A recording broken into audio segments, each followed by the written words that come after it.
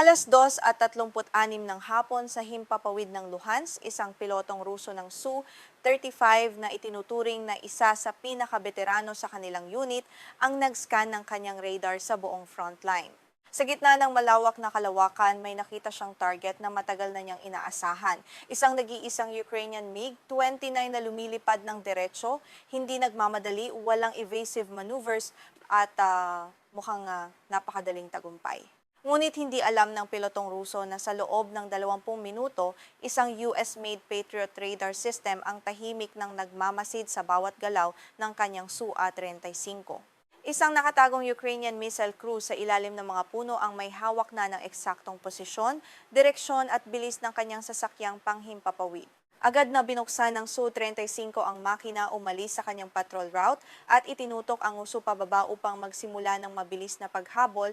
Ang dalawang fighter jet ay mabilis na nagsasara ng distansya sa closing speed na higit 700 knots habang tuloy-tuloy ang pag-update ng radar sa loob ng Russian cockpit. Lumiliit ang distansya mula higit 40 milya patungong 38 at naging 35 milya habang ang MiG-29 sa unahan ay patuloy lang sa paglipad na para bang walang kamalay-malay. Buo ang tiwala ng pilotong Ruso na ang lahat ay nangyayari ayon sa kanyang sariling plano. Sa kanyang isip, hawak niya ang buong sitwasyon bago ang inaasahang tagumpay. 3 taon na siyang lumilipad sa parehong sektor at kabisado na niya ang ganitong klase ng mga engkwentro laban sa mga lumang eroplano. Alam niya ang takbo ng isip ng pilotong nag-iisa at nagkamali na nagbibigay ng buong bentahe sa isang mas modernong fighter jet na may kumpletong armas. Bumaba pa ang altitude ng Su-35 upang palitan ang taas ng karagdagang bilis sa paghabol. Sa puntong ito, bumagsak na sa 29 na milya ang distansya sa pagitan ng dalawang eroplano. Subalit sa ibaba, ang parehong numero ay malinaw ding lumalabas sa isa pang monitor ng Air Defense Network ng Ukraine. Bawat metro ng pagbaba ng Russian jet ay sinusubaybayan ng walang mintis ng mga radar operators at sa pagkakataong ito ang nakakakita sa buong sitwasyon ay hindi ang pilotong Ruso na nasa himpapawid. Ang tunay na nakakakita sa kabuuang labanan ay ang mga controllers na naghihintay sa lupa. Ang Irbis E-radar sa nguso ng Su-35 ay isang napakalakas na heavy radar system na may kakayahang mag-scan at mag-track ng maraming target sa malalayong distansya depende sa operational mode nito. Subalit ang lakas na ito ay may kaakibat ding napakadelikadong kahinaan. Upang makahanap ng kalaban sa malayo, kailangan itong maglabas ng napakalakas na electromagnetic energy sa buong kapaligiran. Ang mataas na radar emissions na ito ay nagiging malinaw na senyales para sa lahat ng passive sensors at ground air defense network sa buong rehiyon. Ang Su-35 ay nagmistulang isang taong may hawak ng napakaliwanag na flashlight sa gitna ng madilim na kagubatan. Nakikita nga niya ang kanyang target sa unahan, ngunit ang sarili niyang liwanag ang nagtuturo sa buong paligid kung nasaan ang kanyang eksaktong posisyon. Kahit may ganitong kahinaan, ang Su-35S ay nananatiling isang napakalakas at mapanganib na fighter jet. Meron itong dalawang makina, bilis na lumalagpas sa Mach 2 combat radius na umaabot sa 900 milya, 12 hardpoints para sa mga armas, at super maneuverability gamit ang thrust vectoring nozzles. Dahil sa pambihirang lakas ng sukapuntlawang lapo sa harapang labanan, hindi nagtangkang makipagbakbakan ng direkta ang sandatahang lakas ng Ukraine. Alam nilang ang direktang pakikipagsabayan sa lakas ng radar at armas ng naturang eroplano ay magdudulot lamang ng malaking kawalan. Sa halip na makipagtagisan ng puwersa, naglatag sila ng isang maingat at kalkuladong patibong sa himpapawid. Binuo nila ang isang multi-layered ambush kung saan ang sariling lakas ng kalaban ang gagamitin laban sa kanya upang matiyak ang kanyang pagkawasak. Ang MiG-29 sa unahan ay hindi nagkataong lumilipad ng tuwid at kalmado sa harap ng kalaban. Ang twin-engine Soviet-era fighter na ito, na may bilis na higit Mach 2 at combat radius na 430 milya, ay may ginagampan ng misyon na mas mapanganib pa kaysa sa isang aktibong missile strike dahil ito ang perpektong pain. Nasa altitude ito na 15,000 talampakan habang pinapanatili ang bilis na 350 knots. Walang ginawang biglaang pagliko, walang paggamit ng afterburner upang tumakas, at walang anumang senyales ng pagkaalarma sa kanyang paglipad. Sa closing speed na higit 700 knots, kailangan lamang ng Su-35 ng humigit kumulang 3 minuto at kalahati upang maabot ang MiG-29. Ang isang epektibong pain ay hindi dapat magmukhang patibong sa paningin ng kalaban. Kailangan itong magmukhang isang libre at napakadaling panalo upang maalis ang anumang pagdududa ng target. Alam ng Ukrainian MiG-29 pilot na nakalak na sa kanya ang radar ng Russian fighter sa kanyang likuran. Alam din niya na kung mahuhuli ng ilang segundo ang babala mula sa ground control, ang missile ng Russia ay papasok sa distansyang hindi na kayang iligtas ng kahit anong matinding evasive maneuver. Sa kabila ng napakatinding panganib na ito, nanatili siyang matatag sa kanyang flight path nang walang pagbabago. Bawat segundo sa loob ng cockpit ay pagsubok sa matinding disiplina at tapang. Sa loob ng sabungan ng MiG-29, walang nagbago sa takbo ng mga instrumento habang papalapit ang kalaban. Walang marahas na paghila sa control stick, walang maagang pagpapakawala ng countermeasures na magbibigay ng hinala, at walang bakas ng takot. Mayroon lamang isang napakalinaw na atas ang piloto sa mga sandaling iyon, lumipad ng diretso at hintayin ang hudyat. Hindi kailangang makita ng pilotong Ukrainian ang Su-35 gamit ang sarili niyang radar dahil may ibang sistemang gumagawa nito para sa kanya. Ang Patriot Air Defense System na ang tumatayong mga mata para sa buong operasyon ng Ukraine. Ito ang tahimik na nagmamasid at sumusubaybay sa bawat distansya sa himpapawid nang hindi nalalaman ng pilotong Ruso. Ang MPQ-65 ay ang Advanced Phase Array Radar ng Patriot System na gumagamit ng libu-libong antenna elements upang manipulahin ang radar beams sa napakabilis na bilis ng hindi kailangang paikutin ang buong antena tulad ng mga tradisyonal na radar. Dahil sa teknolohiyang ito, hindi nito kailangang mag-ilaw ng tuloy-tuloy tulad ng isang parola sa dagat. May kakayahan itong magmasid sa pamamagitan ng napakabilis na sweeps, nagpapalit-palit ng direksyon ng beam sa loob ng napakaikling sandali, at bumubuo ng detalyadong tracking picture ng hindi madaling natutukoy ng kalaban kung saan nagmumula ang signal. Sa loob ng 20 minuto ng tahimik na pagmamasid, nakuha ng Ukraine ang eksaktong posisyon, direksyon at bilis ng Russian jet. Alam ng mga air defense operators na nakatutok ang buong atensyon ng Su-35 sa lumilipad na MiG-29 sa unahan, ngunit hindi pa rin sila nagpapaputok. Alam ng mga nagpaplano na ang isang batikang piloto ay mabilis na makakatakas kapag pinaputukan sa napakalayong distansya sa pamamagitan lamang ng isang mabilis na U-turn pabalik sa safe zone. Kaya naman pinili ng Ukraine na maghintay ng buong pasensya hanggang sa pumasok ang kalaban sa punto kung saan mahirap nang bumalik. Nang bumaba ang distansya sa humigit kumulang 3 milya, nagpasya ang pilotong Ruso na bumaril. Isang R-77 missile ang kumalas mula sa hardpoint ng Su-35, nagliwanag ang rocket motor nito at mabilis itong sumibad patungo sa direksyon ng MiG-29. Ngunit halos kasabay ng paglunsad ng missile, dumating ang agarang babala sa cockpit ng pilotong Ukrainian, kaya ang mahabang minuto ng paghihintay ay naging labanan ng bilis sa loob lamang ng ilang segundo. Agad na itinulak ng Ukrainian pilot ang throttle sa maximum, binuksan ng afterburners, nagdive ng matindi at mabilis na lumayo sa panganib. Ang R-77 ay may timbang na humigit kumulang 385 pounds, may bilis na halos Mach 4, may dalang 50-pound na warhead at may theoretical range na 7 milya sa pinakamagandang kondisyon ng harapang salpukan. Subalit ang range ng isang missile ay hindi isang permanenteng numero sa totoong labanan sa himpapawid. Malaki ang pagkakaiba ng theoretical range sa aktual na kakayahan ng armas kapag nagbago ang geometry ng labanan patungo sa isang tail chase. Ang isang missile na sumasalubong sa papasok na target ay nagtataglay ng napakalaking energy advantage dahil nagsasama ang bilis ng dalawang panig. Ngunit ang missile na humahabol sa isang target na mabilis na lumalayo ay kailangang magsunog ng napakaraming kinetic energy upang makadikit lamang sa target. Dinala ng Ukrainian MiG-29 ang Russian missile sa isang mabilis na pagtakas pababa sa masiksik na hangin.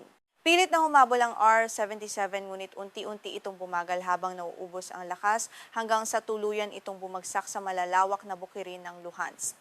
Naging isang sunog na piraso ng bakal sa gitna ng bukid ang isang mamahaling missile ng Russia nang hindi man lang natatamaan ng target. Sa sandaling iyon, nagkaroon ang Su-35 ng isang huling pagkakataon upang lumingon, umalis sa airspace at bumalik sa kanyang airbase ng ligtas. Ngunit hindi iyon ang ginawa ng pilotong Ruso dahil sa halip na umatras, pinili niyang ipagpatuloy ang paghabol sa lumalayong MiG-29. Ang desisyong iyon ang nagtulak sa kanya ng tuluyan sa ikalawang antas ng inihandang patibong ng Ukraine. Humigit kumulang 3 milya sa unahan at mas mababa ng 3,000 talampakan, 3 US-made F-16 fighters ang tahimik na lumilipad sa taas na 300 talampakan lamang mula sa lupa. Naka-off ang lahat ng kanilang onboard radars kaya walang kahit isang aktibong electronic signal na lumalabas mula sa tatlong jet. Hindi nila kailangang mag-scan upang hanapin ang lumalapit na Su-35 sa kanilang harapan gamit ang sariling kagamitan. Ibinigay na kasi ng Patriot system ang buong tactical picture sa kanilang mga cockpit, kabilang ang lokasyon, direksyon at bilis ng Russian fighter. Ang Link-16 ang nagsilbing invisible nervous system na nag-uugnay sa lahat ng sensors at shooters sa operasyong ito. Ang data mula sa MPQ-65 Patriot radar ay direktang naipasa sa mga F-16 sa real time nang walang pagkaantala kaya hindi na kailangang buksan ng mga piloto ang sariling radar upang maghanap ng target. Ito ang pinakamalaking pagkakaiba sa doktrina ng dalawang panig sa nagaganap na labanan sa himpapawid. Ang Russia ay lumalaban gamit lamang ang nakikita ng radar ng sariling eroplano, samantalang ang Ukraine ay lumalaban gamit ang buong network at pinagsama-samang impormasyon mula sa lupa hanggang sa himpapawid. Ang tatlong F-16 na lumilipad sa napakababang altitude ay nagsimulang pumosisyon upang putulin ang flight path ng Su-35. Ginamit nila ang mismong geometry ng radar tracking upang maging halos invisible sa look-down systems ng kalabang eroplano. Ang pulse Doppler radar ay may kakayahang i-filter ang mga signal na may napakababang relative closing speed upang maiwasan ang clutter mula sa lupa at mga burol. Ang isang F-16 na lumilipad ng halos 70 degree or perpendicular sa radar beam ng Su-35 ay nagpapakita ng halos zero radial velocity sa radar processor kahit mabilis itong lumilipad sa mababang altitude. Ito ay maihahalin tulad sa isang abong sasakyan na biglang nawawala sa gitna ng libu-libong iba pang sasakyan sa kalsada. Ngunit ang anumang kaunting pagkakamali sa anggulo ng paglipad ay maaaring maglantad sa kanilang presensya sa screen ng Russian fighter. Kaya naman kailangan panatilihin ng mga piloto ng F-16 ang eksaktong direksyon sa bawat segundo ng kanilang mabilis na paglapit. Nasa taas lamang sila na 300 talampakan mula sa lupa habang lumilipad sa bilis na 450 knots. Napakabilis na lumilipas ang lupain sa ilalim ng kanilang mga pakpak habang pinapanatili ang formasyon. Nananatiling nakatutok ang buong pansin ng pilotong Ruso sa tumatakas na MiG-29 sa kanyang unahan nang walang kamalay-malay sa panganib sa ilalim. Sa eksaktong sandaling iyon, nagbigay ng hudyat ang Ukraine upang simulan ang pagpapaputok laban sa kalaban. Isang AIM-120C AMRAAM ang kumalas mula sa lead F-16, mabilis na umakyat mula sa mababang altitude at sinimula ng paghabol sa target sa itaas. Ang AMRAAM ay may timbang na humigit kumulang 335 pounds, may bilis na higit Mach 4, may 40 pound na warhead at may halagang humigit kumulang $1,000,000. May kakayahan itong tumanggap ng mid-course update sa pamamagitan ng data link bago buksan ang sarili nitong active radar sa terminal phase ng paglipad. Ang pinaka-nakakatakot para sa Su-35 ay ang kawalan ng anumang senyales na may lumalapit na missile mula sa ibaba dahil hindi nagbukas ng radar ang F-15 bago nagpaputok. Walang malinaw na babala na lumabas sa mga display ng Russian jet sa simula ng pag-atake mula sa ibaba. Walang electronic signal na nagbabala sa pilotong Ruso na may 3 kalabang eroplano sa ilalim ng kanyang flight path sa layong ilang dosenang milya lamang. Mabilis na pumasok ang AMRAAM sa terminal phase ng paglipad patungo sa Russian fighter. Nang bumukas ang aktibong radar seeker ng missile sa maikling distansya, biglang tumunog ang matinding warning sa loob ng cockpit ng Su-35. Agad na rumisponde ang Russian pilot gamit ang kanyang buong kakayahan at karanasan upang iligtas ang sarili. Hinila niya ang control stick at nagsagawa ng matinding defensive maneuver na umabot sa 8 hanggang 9 na G gamit ang thrust vectoring nozzles na nagpaikot sa katawan ng eroplano ng napakabilis. Dumaan ang unang AMRAAM ng hindi direktang tumatama sa katawan ng eroplano dahil sa matinding pag-iwas. Nakaligtas ang Su-35 sa unang banta, ngunit ang pag-iwas na iyon ay may napakalaking kapalit sa kanyang sitwasyon sa himpapawid. Nawala ang daang-daang knots ng bilis dahil sa matinding pagliko at drag sa katawan ng jet. Nawala rin ang libu-libong talampakan ng altitude habang inilalayo ang eroplano sa trajectory ng missile. Buhay pa ang Russian jet, ngunit ang kinetic energy na kailangan nito upang patuloy na makipaglaban o makatakas ay halos naubos na. Itinuro ng pilotong Ruso ang uso ng jet pakanluran sa pag-asang makakapasok siya sa isang ligtas na sektor ng airspace. Ngunit ang impormasyon sa mapa at situational data na hawak niya mula sa kanyang command ay nagbigay sa kanya ng maling kumpiyansa. Ayon sa mga impormasyon, ang data na hawak ng pilotong Ruso ay may discrepancy na humigit kumulang 15 milya mula sa totoong frontline. Naniwala ang piloto na ang kanyang bagong ruta ay nasa labas ng operational range ng air defense systems ng kalaban, ngunit malayo ito sa katotohanan. Ang posisyon ng Patriot Battery ay mas malapit sa aktibong frontline kaysa sa inaasahan ng Russian Command. Ito ay tulad ng pagmamaneho gamit ang isang lumang mapa kung saan ipinapakita pa ring bukas ang isang tulay kahit matagal na pala itong nawala. Ang isang maliit na pagkakamali sa impormasyon ay naging dahilan upang malagay sa alanganin ang isang modernong fighter jet na nagkakahalaga ng 10-10 milyong dolyar. Sa mga sandaling iyon, pinaputok ng Ukraine ang kanilang nakatagong ground air defense system. Isang PAC-2 missile ang lumabas mula sa Patriot launcher kasabay ng makapal na puting usok at mabilis na umakyat sa himpapawid sa bilis na higit Mach 4. Ang missile na ito ay may habang 17 talampakan, may bigat na humigit kumulang 2,000 pounds at may dalang 200 pound na warhead. Ang Su-35 sa mga oras na ito ay nasa pinakamapanganib at pinakamahinang kalagayan mula nang magsimula ang engkwentro. Nasa mababang altitude na ito, napakabagal na ng kanyang lipad at mabigat ang kontrol dahil sa pagkaubos ng kinetic energy matapos umiwas sa unang AMRAAM. At ngayon, isang napakalaking surface-to-air missile mula sa Patriot Battery ang mabilis na sumasalubong mula sa kabilang direksyon. Ang sitwasyon ay naging parang isang martilyo at pandaya na sabay na umiipit sa iisang target mula sa dalawang magkaibang anggulo. Pilit na nagmaneuver ang pilotong Ruso upang ilihis ang kanyang eroplano mula sa bagong banta mula sa lupa. Ngunit sa kanyang likuran, pinakawalan na rin ng mga F-16 ang pangalawang AMRAAM missile upang tapusin ang laban. Pumasok ang missile sa kanyang pinal na yugto habang nakahanda ang proximity sensor ng warhead upang sumabog sa pinakamabisang distansya. Sa bilis na higit sa Mach 4, ang buong kapalaran ng labanan ay napagpasyahan sa loob lamang ng isang maliit na bahagi ng isang segundo. Pilit pang hinila ng pilotong Ruso ang control stick ng Su-35 sa huling pagkakataon upang maisagawa ang isa pang high-G maneuver. Sa mataas na bilis, ang Su-35 ay kilala sa kakayahang magsagawa ng matitinding pagliko na may mataas na gravitational load. Subalit sa mga sandaling ito, ang bilis ng jet ay bumagsak na sa halos 25 knots lamang. Ubos na ang kinakailangang kinetic energy upang suportahan ang matinding pag-angat ng mga pakpak sa mababang bilis na iyon. Lumihis ang Patriot missile, ngunit ang pangalawang AMRAAM ay patuloy na sumasara sa napakaliit na distansya. Sinubukan ng pilotong Ruso na ilayo ang Su-35 sa direksyon ng paparating na missile, ngunit wala nang natitirang bilis, espasyo o oras upang makaligtas. Sumabog ang warhead ng missile sa mismong tabi ng buntot ng Russian jet. Nawasak ang Su-35 sa himpapawid at ang nagliliyab na mga piraso ng advanced airframe ay nagkalat sa malalawak na bukirin ng Luhansk.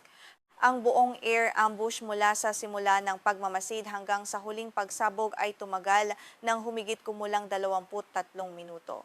Ligtas na nakalabas ang Ukrainian MiG-20 mula sa engagement area matapos gampanan ng kanyang tungkulin bilang PAIN.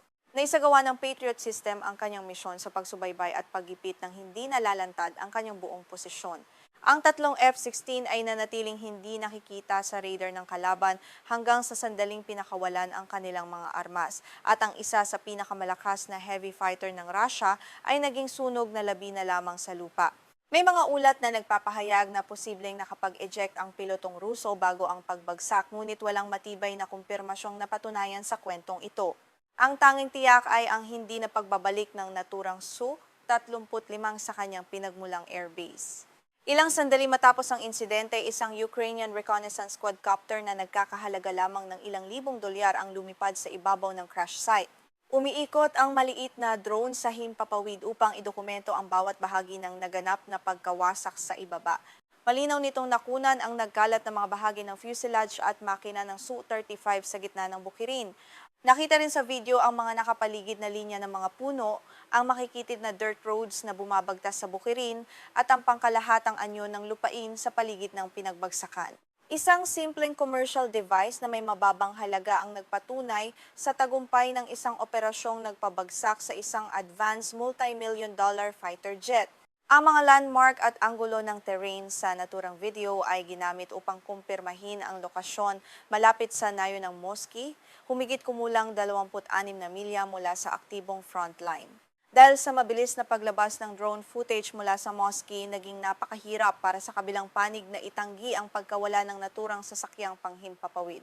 Ang pangyayaring ito ay hindi lamang simpleng kwento ng isang eroplanong tinamaan ng missile sa himpapawid.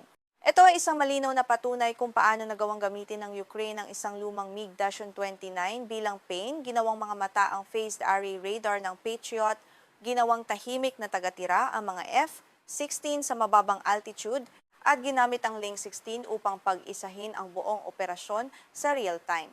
Napatunayan dito na ang integrasyon ng buong network ay higit na makapangyarihan kaysa sa individual na lakas ng isang eroplano.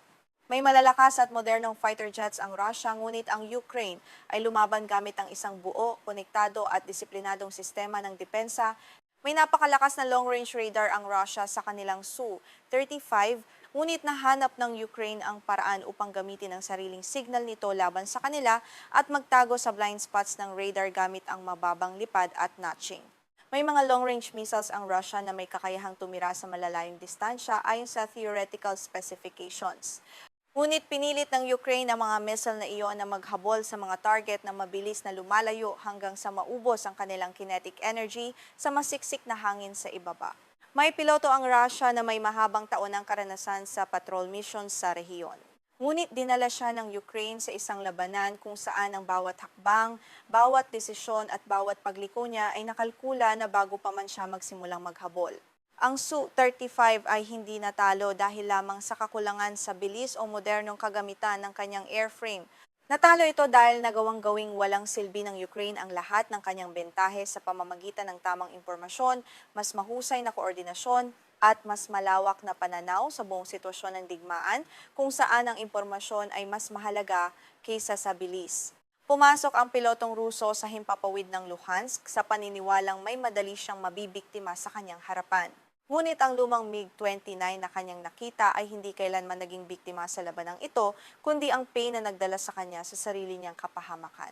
At mula sa unang segundong nagpa siya ang Su-35 na sumunod at maghabol, siya na pala ang tunay na target na matagal nang inaabangan ng depensa ng Ukraine. Sa himpapawid ng Luhansk, nagsimula ang Russia sa pag-aakalang hawak nila ang buong kontrol sa takbo ng labanan. Ngunit nang mapagtanto ng piloto ang buong katotohanan, huli na ang lahat at sarado na ang bawat daan upang makatakas.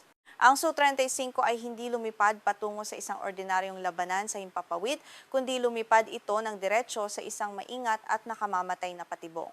Kung nagustuhan ninyo ang masusing pagsusuring ito sa taktikang militar at modernong air warfare, i-like ang video na ito at mag-subscribe sa ating channel para sa mas marami pang malalimang talakayan sa mga kaganapan sa buong mundo. Ano sa tingin ninyo ang naging pinakamahalagang aral sa operasyong ito sa pagitan ng magkabilang panig?